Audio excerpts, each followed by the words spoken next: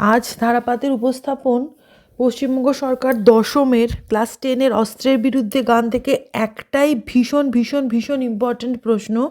অস্ত্রের বিরুদ্ধে গান কবিতায় কবির যুদ্ধবিরোধী মনোভাবের পরিচয় দাও।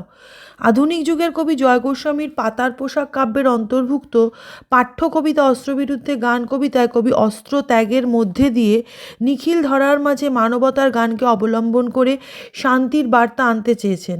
কবি আলোচ্য কবিতায় যুদ্ধবিরোধী মনোভাবকে সকলের মাঝখানে মেলে ধরতে চেয়েছেন। অস্ত্রের ধ্বংসাত্মক রূপ।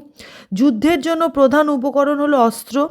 যুদ্ধ মানুষের মধ্যে হিংসা, লোভ, রক্তক্ষরণের লালসা যেমন ছড়ায়, তেমন যুদ্ধ এক ভয়ঙ্কর পরিবেশের সৃষ্টি করে।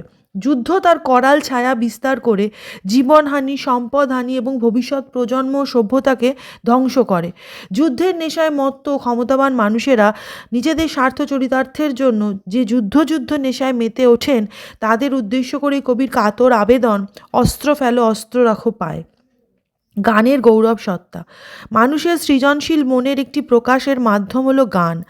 কবি যুদ্ধ ও অস্ত্রের বিরুদ্ধে প্রতিপক্ষ হিসাবে গানকেই আশ্রয় করতে বলেছেন।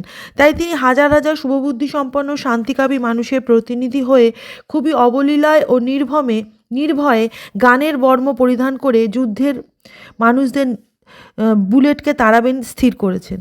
তাই কবির লেখনী বলেছেন, আমি এখন হাজার হাতে পায়ে এগিয়ে আসি, উঠে দাঁড়াই, হাত নাড়িয়ে বুলেট তাড়াই, গানের বর্ম আজ পড়েছি গায়ে। গান সম্পর্কিত কবির ভাবনা। কবি জানেন প্রতিটি সমাজে চিল ও শকুনতুল্য যুদ্ধবাজ মানুষরা রয়েছে, তবু তাদের বিরুদ্ধে দু একটা গানকে খড়কুটোর মতো অবলম্বন করে কবি যুদ্ধকে প্রতিহত করবেন। কবি উপলব্ধি করেছেন অস্ত্রকে ফেলে দিয়ে মানব হৃদয়ের মানবতার সত্তার জাগরণ ঘটবে। এই মানবতার গান অল্প সময়ের মধ্যেই শান্তির বাণী সারা বিশ্বে ছড়িয়ে দেবে।